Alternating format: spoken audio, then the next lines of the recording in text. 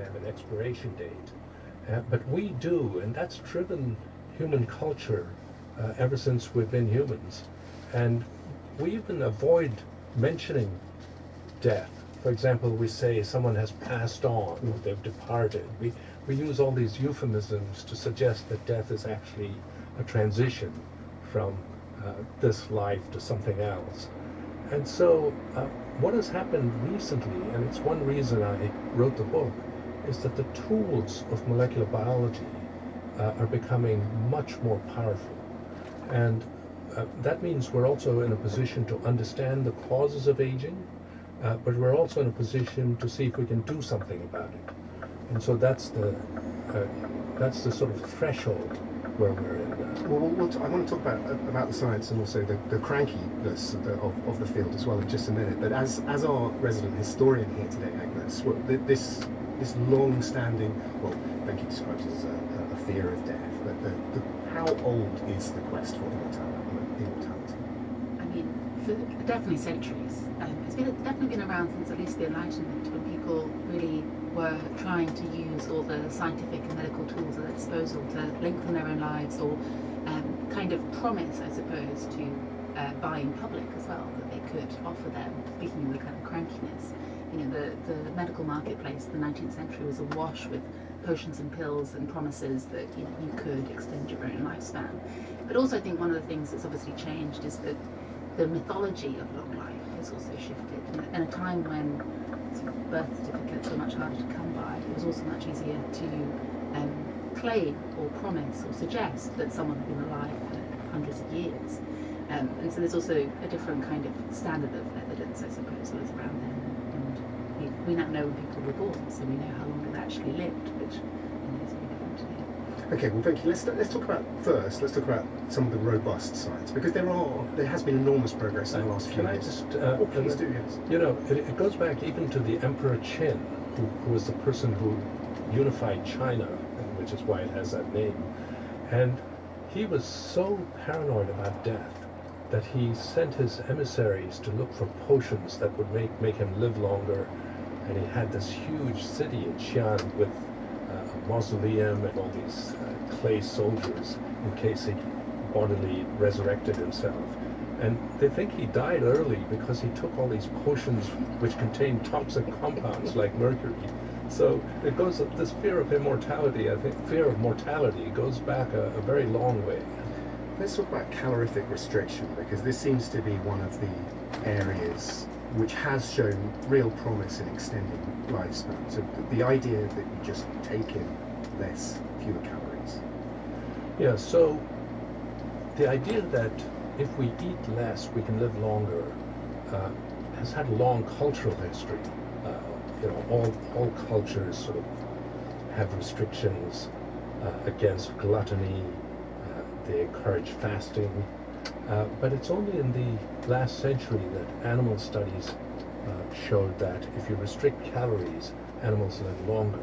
Now there's a debate about that as well, because they're comparing them to animals that are allowed to eat as much as they want. And this research comes from fruit flies and nematode worms. And mice. And mice. Yeah, so initially in mice, but then extended to other species as well. So nevertheless, compared to all-you-can-eat animals, these calorically restricted animals seem to live longer. And what science has done in the last few decades is they've identified the pathways. These are called nutrient sensing pathways. And they don't just sense calories, they can even sense individual chemicals, like individual amino acids. And they trigger many important pathways, and two of the most important are things called the TOR pathway and the IGF-1 pathway. So what scientists are trying to do is they're trying to think that we can inhibit these pathways and mimic the effects of caloric restriction. Now, of course, these compounds do have some side effects, and these people who are calorically restricted, it's not without side effects. You feel cold, you feel hungry all the time, there's loss of libido, so, you know. So they're going to live forever, but they're going to have an absolutely crap time. No, that's not entirely true. So it's not as if they're lethargic, but they do have side effects. They're slower to heal wounds, which is a problem with old age. So I think, as with many of these things, they're very promising, but the balance between living a longer, healthier life and these side effects needs to be worked out. And we're only at the very beginning of trials in humans for many of these things. Sharon, we're going to be talking about memory in just a minute, but aging and memory have a sort of complex relationship with each other. Our memories change as we get older. Can you comment on that? Yes, so as we get older, what happens is that we tend to have an inability to find the memory we're looking for. So I think many of us, as we get older, you find yourself describing something and then you just can't think of the name of some person who was just in the top of your head, like, let's say 5 minutes ago. And we also often become a little bit more inaccurate. We embellish our memories a bit more. We're slower to catch errors. So a lot of this is related to changes in the functioning of the prefrontal cortex, which is fascinating because it's this area of the brain that's very evolutionarily recent and takes a long time to develop. And then there's a brief period of perfection in the prefrontal cortex, and then it starts to decline very soon. And so the story of aging is very much the story of changes in the prefrontal cortex. When is that? When precisely is the moment when it's at its peak? I've definitely passed it. Yeah, so it's you can never be precise with these things, as with aging and death for sure. But typically now we're finding it goes down to 30. Yeah, So, oh God, that's depressing. yeah, but keep in mind that one of the things that I write about in the book, and I think this really resonated with this when he started talking about it, is that we have these stages of life, and humans have this bizarre thing where we live much longer than our reproductive years, at least we're capable of it. And so one of the things that I've been very compelled by is the idea that as we get older, life's no longer about forming our own new episodic memories, but really about sharing the memories that we've already developed to other people. Yeah, well, we'll talk about that in a minute as well. But so we mentioned some of the good sides, and there's absolutely tons of this. I find myself in conversations with people who are very connected. Actually,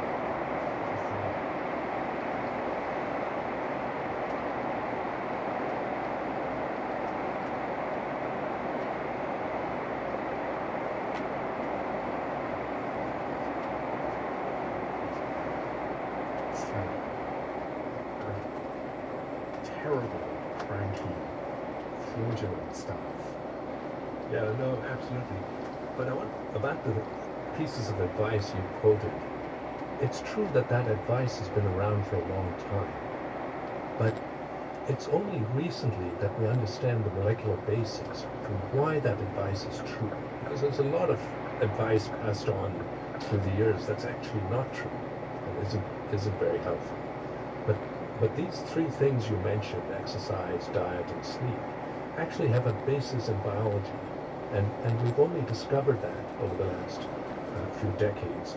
But then there are all sorts of cranky efforts to try and defeat death. Some of them have to do with taking a little fact from science, some finding from science, and extrapolating it to humans without any evidence, without any thought for what the long-term effects would be. And many of them rely on what I call nutraceuticals. So these are things you don't need FDA approval for, and so they can market these supplements. And so they can market these things. And I think this is a way of extracting money from the worried well. That's really how I would put it. It's very centered in Silicon Valley as well as a huge live forever immortality. So Antonio Regalado, a journalist in the Boston area, had a great line which I've used in the book, which is these tech billionaires, when they were young, they wanted to be rich, and now that they're rich, they want to be young. But of course, you can't buy youth. You can buy islands, private jets, etc. But buying youth is more difficult, and so they're plowing huge amounts of money into anti-aging research. I think they couch it as saying, "Oh, we want to improve human lives," but of course, you know, They're they probably may have not other- going to have a good time improving just their own lives anyway. And there are also very cranky ideas like freezing entire bodies for resurrection later on. This is a field called psionics. Wow, you're pretty clear that it ain't going to work. Anyway, Charan Ranganath, let's talk about memory. We've already talked about the relationship between memory and aging. But there are so many questions in your book which I think the listeners and most people will be thinking about. You know, trivial things like, why can I remember a line from The Great Gatsby, which I read 30 years ago, but I can't find my keys? What is the structure of memory that allows those two things to exist perfectly next to each other?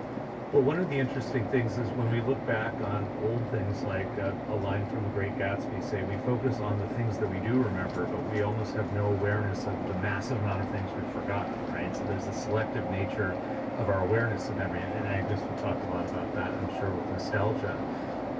But then there's another factor, which is the things, it's not that you don't necessarily remember where you put your keys, but you have a memory for where you put your keys today, where you put your keys yesterday, where you put your keys yesterday 2 hours before. And so the things that we forget the most often are these memories that are very similar to each other and produce competition in the brain. Because unlike in your phone, where every memory is somewhat stored independently, in our brain they're actually stored by overlapping combinations of neurons. And so as a result, when you're trying to grab one memory, there's all these other memories that are fighting with it. Well, you talk about the sort of democratic function of neurons, which I think is a nice way of describing it. That there's a coalition of cells that are all interacting, competing, negotiating what gets kept and what gets left behind.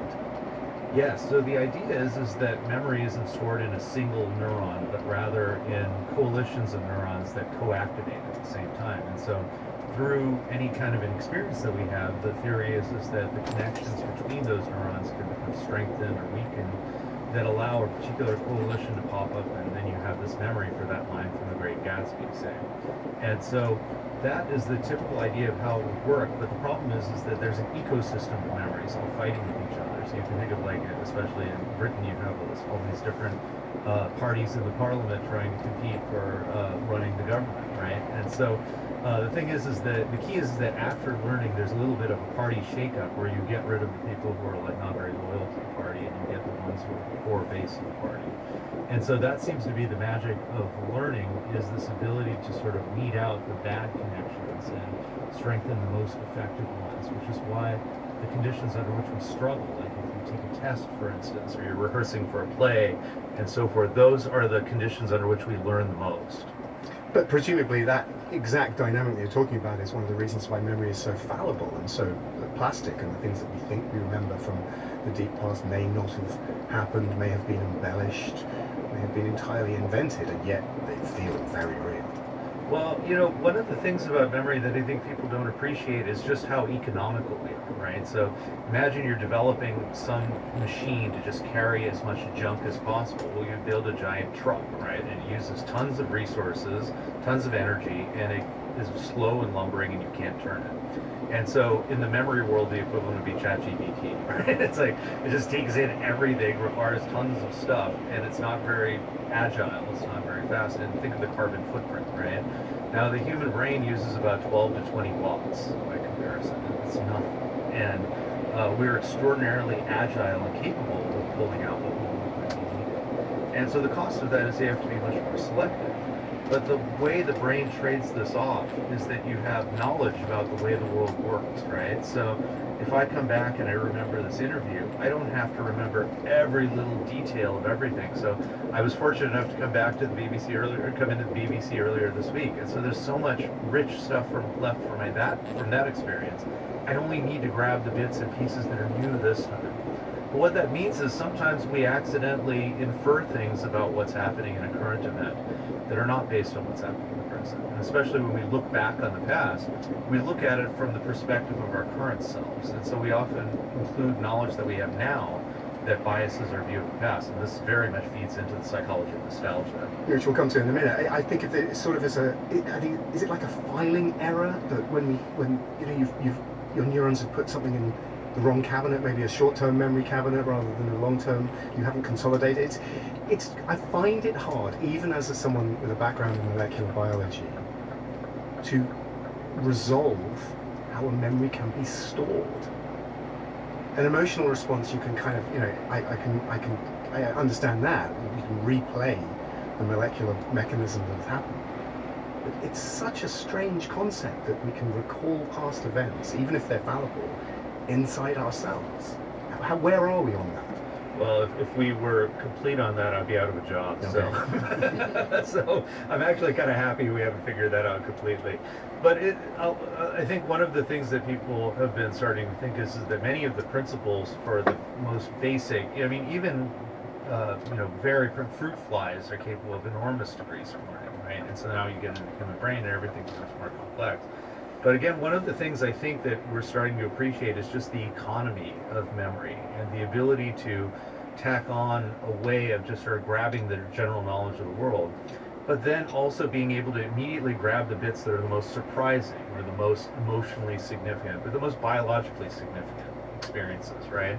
And so if you look at the molecular biology of learning, what you find is over and over again, the chemicals that promote plasticity are the ones that are associated with the most biologically relevant experiences: love, anger, fear, and then there's things that are associated with surprise and novelty. And these are the things that you want to grab. You don't want to grab everything, but you want to grab the information that's the most useful for the future. And you make a distinction between all sort of recall and memory, and I think many people in academia and successful people in the world have actually got by on having good episodic memory rather than having a sort of ability to synthesize great ideas.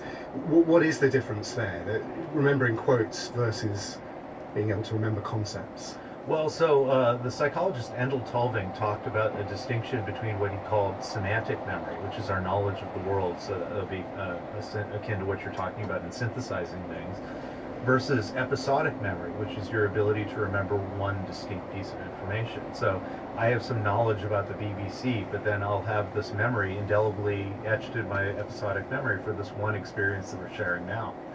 And so the ability to build episodic memories is basically based on an area called the hippocampus in the brain, which is not responsible for all memory, but it really ties together everything that happens at a particular place and time.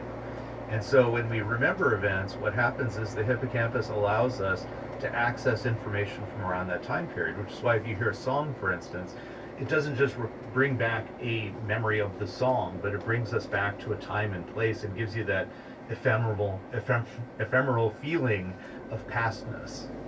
Wow, which very much ties into the whole concept of nostalgia.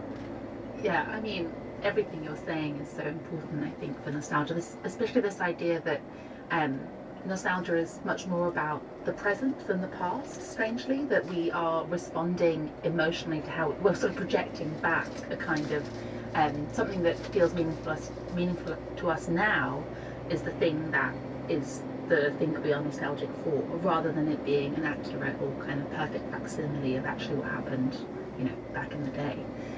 So yeah, there's so many kind of points of resonance between our Thank you.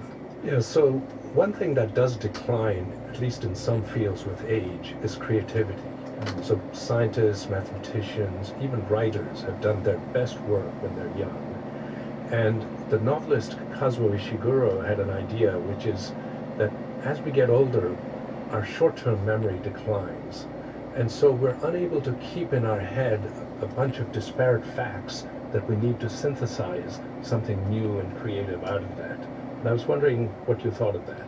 I have a lot of thoughts about that. I mean, as a scientist, I can't give you the answer, but what I would say is one issue is, as you pointed out, that as we get older, our capability to form new episodic memories declines, but our semantic knowledge remains rock solid. And so episodic memory allows us to remember the exceptions to the rule, the things that violate our expectations. And so if you have a reduced capability for episodic memory, and just in general, I would say too, that we all have a bias to go along with memories that conform to our beliefs. And so that can go up with age, and so you have trouble remembering the exceptions. And one of the things that I talk about in the book is this idea that episodic memory is absolutely crucial to imagination. And that's what actually keeps us relevant in the age of generative AI, because the four of us, each have such unique lived experiences of random people we were with in the dorms in college, or some music that happened to capture our imagination in our teenage years. And those allow us to form these new combinations of ideas that you couldn't get just by statistically aggregating all of our knowledge.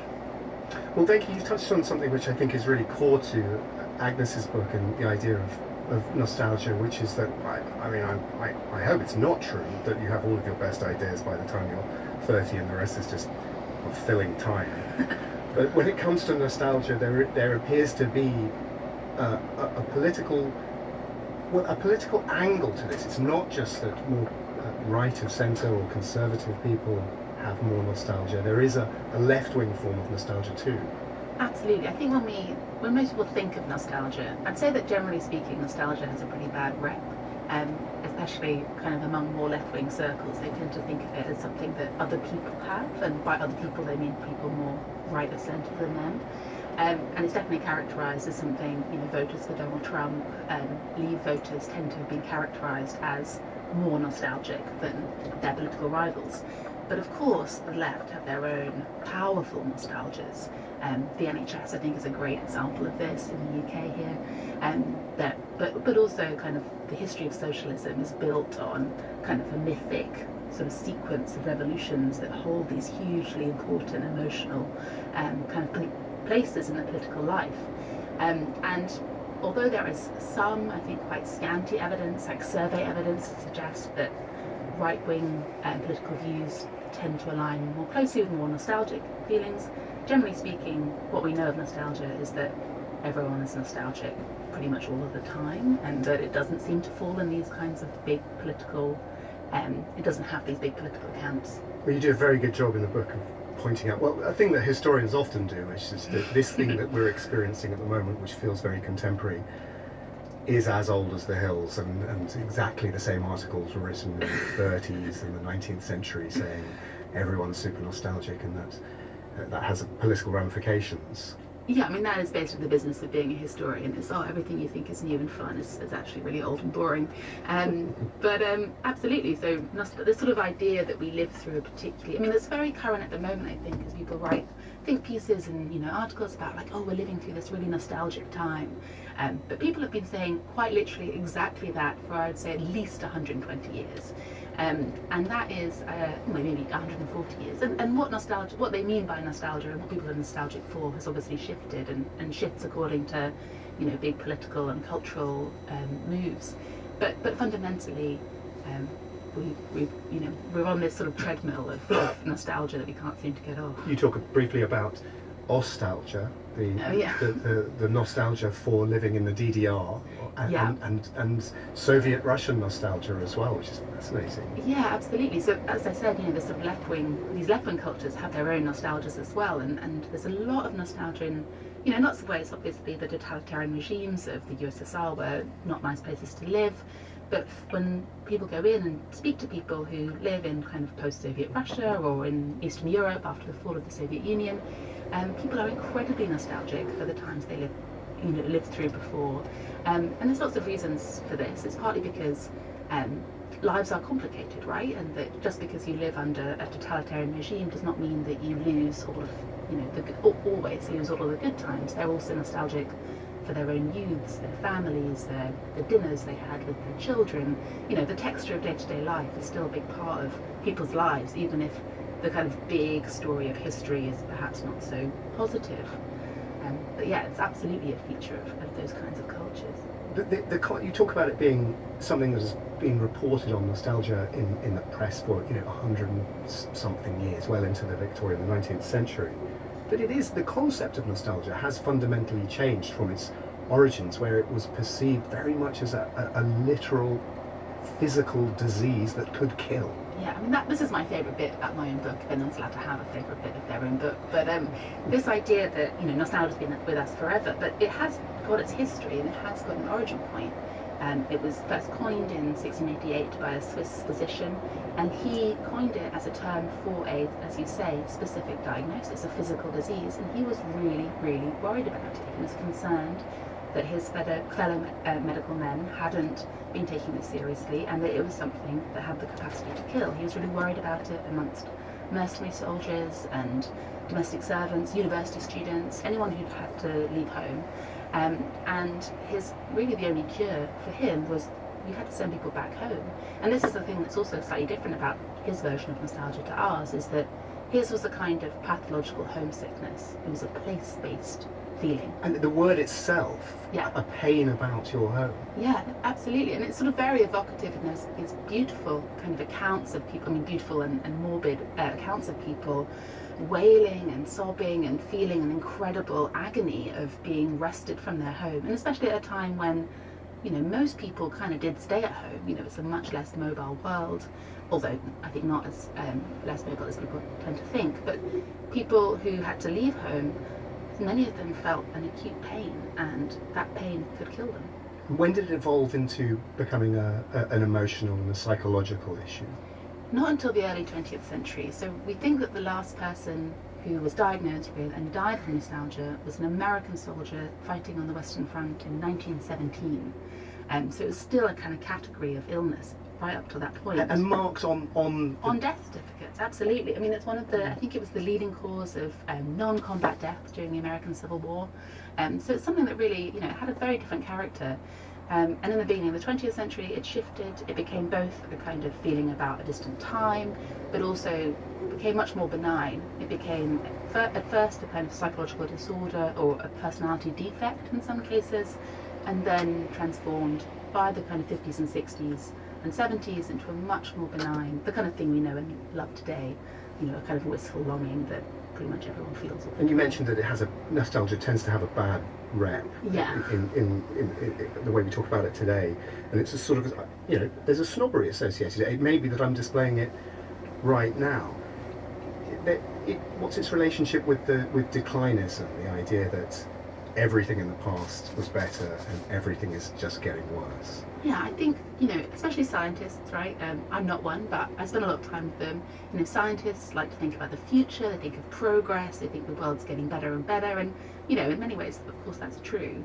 But I think, and nostalgia can be characterized as just a kind of small-c conservative, stultifying, reactionary, populist, kind of hanging on to, oh, the good old days. That, you know, that the past was much better than today. But I think, you know, that in some ways, you know, as you say, that's a kind of snobbery, because it also tends to characterize certain people as being more prone to nostalgia than others, you know, not the savvy scientists, but, you know, the rest of the Luddites, and, you know, they're the ones that are nostalgic. And I kind of sort of sit between two positions, I suppose. Like, on the one hand, I'm, you know, all for progress, obviously, all for technology, science, all of these things. But I think that it's also important to recognise that the past can have things that are worth resurrecting. There are things that we might want to bring back into the present, or things that we may have lost that are, you know, actually bad that we've lost them. And I think finding some sort of balance between those two positions is really important. In your journey in writing this book, as a medical historian, at the end you talk about rehabilitating the concept of nostalgia and away from that snobbery and the hostility towards it.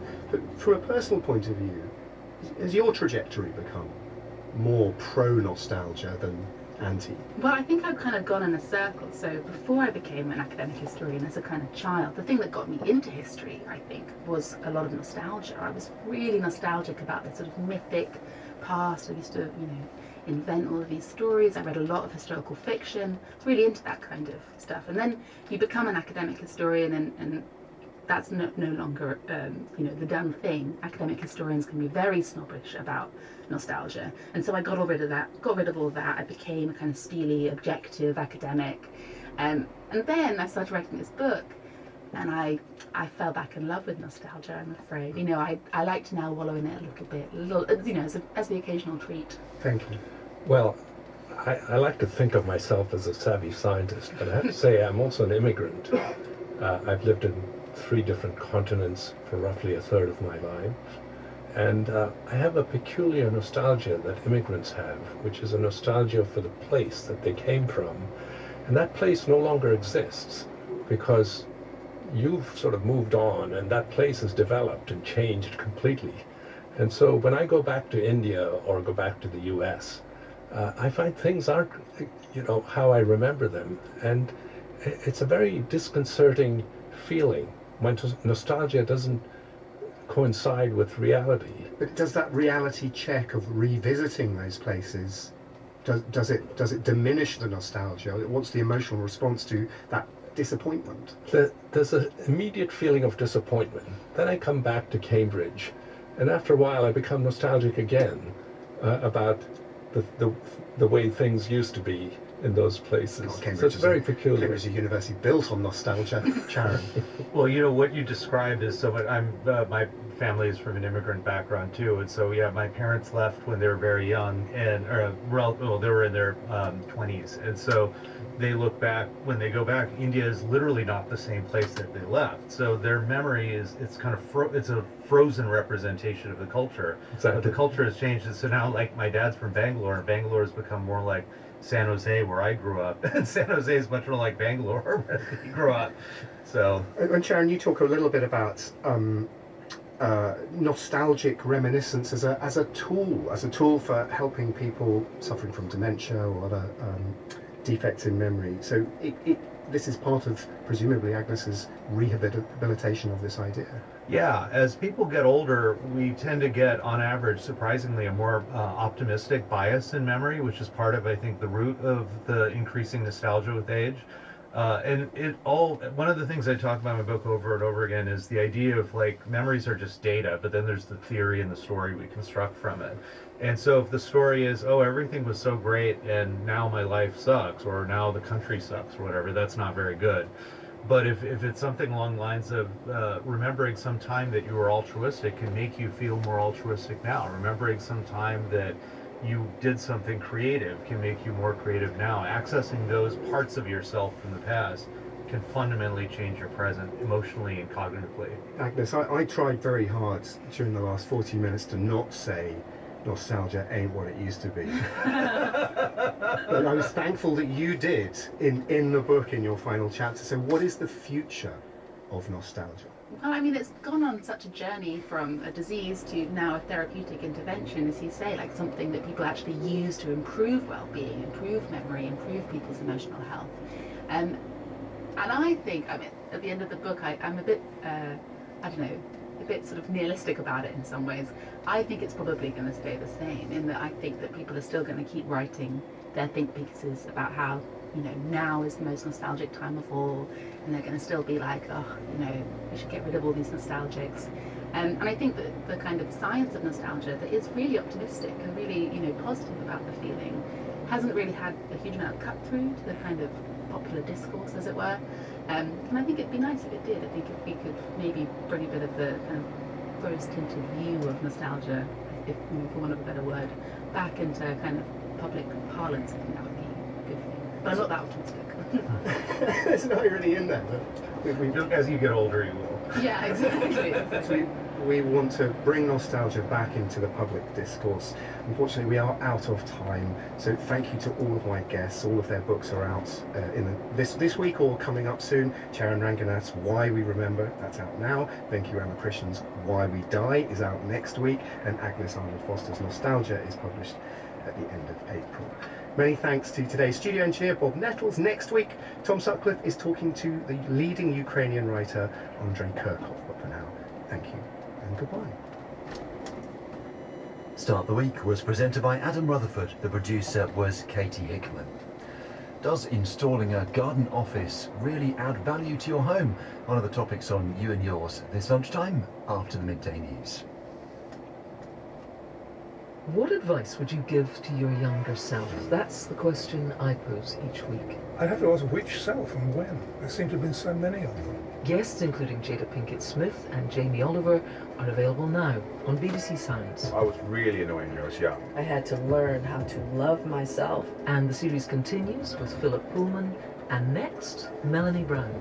Doing an interview like this one-on-one, I get really nervous and butterfly. But put me in Wembley Stadium with the Spice Girls music and I'm just in my element. Young Again with me, Kirsty Young, on Radio 4 and BBC Sounds. Tuesday mornings at 11. The daily service is just about to get underway on Radio 4 Longwave. Here on FM, we begin a new book of the week, and it tells the story of what happened when machines were first introduced into the workplace and re-evaluates the Luddite movement, an often misunderstood episode in British history.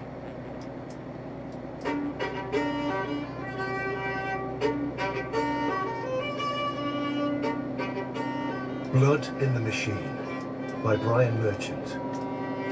Episode 1, read by Hugo Spear. It was a simple conviction that set everything in motion. By 1786, Edmund Cartwright had come to believe that any work a human did with a tool, a machine could do too.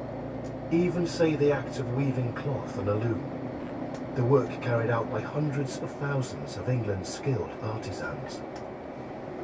Yet when Cartwright championed the idea of a power loom one night at a dinner, his companions scoffed at the notion.